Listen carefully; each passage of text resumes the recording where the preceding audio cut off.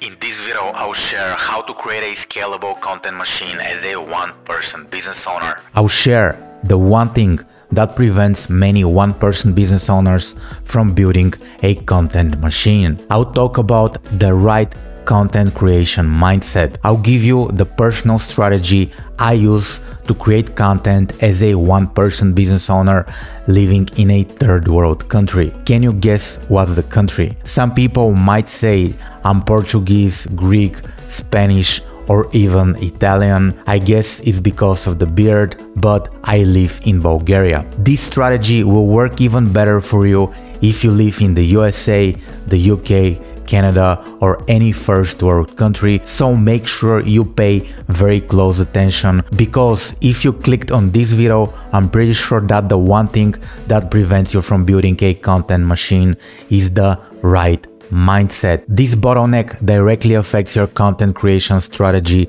as a one-person business. You need the right mindset because no matter what platforms you choose to use, no matter how good your content is, without the right mindset, you burn out and quit your one-person business content creation endeavors. Many other creators discuss when you should publish your content and what platforms to choose. Still, I consider those things irrelevant at this stage. Any content creation marketing strategy will fall apart without the right mindset. And let me give you an example why. Let's say you're single.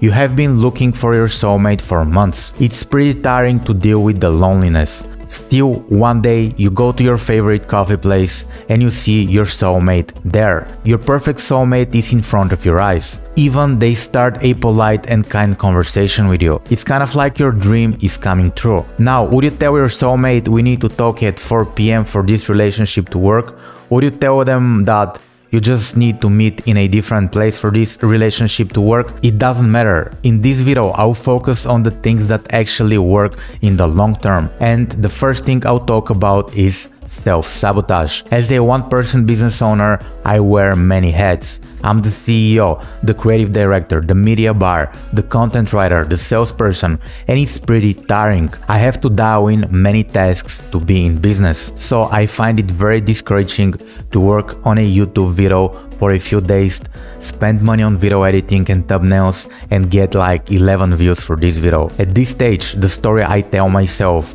I'm not good enough, content marketing does not work, and I probably should quit. Also, when I started publishing content, my friends started looking at me differently. Their perception of me changed because I started publishing videos on social media, and some of my friends didn't like that. They didn't even understand why I did it, but at the end of the day, I felt judged. On the one hand, I have a slow grind to grow my content. On the other hand, my friends are not accepting what I do, and this results in voices saying that I'm not good enough, and I self-sabotage myself and quit. It's challenging, but I realized that the one thing that Gary V's and the Alex Hormozis have in common is consistency. Regardless of how people feel about their content, they just keep publishing. Truth be told, many people have big content machines because they started earlier. Go on their YouTube channels and see when they published their first video. See how many videos they published over the years. And another bad thing I do here is I compare myself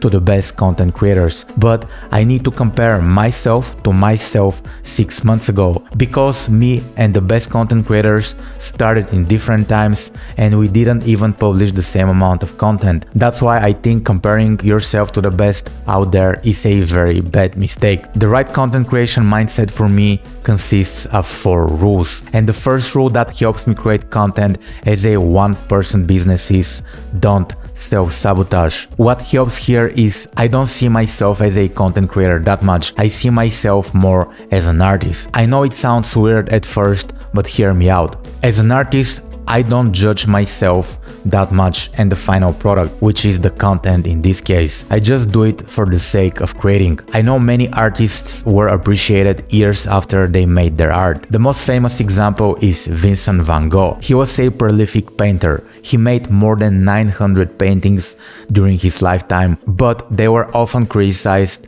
for being too dark and lacking energy while alive. But now I mention his names in these videos hundreds of years later. You never know how the piece of content you create will be perceived in the future, so just create, don't self-sabotage. The next rule to build a scalable content machine as a one-person business is rule number 2.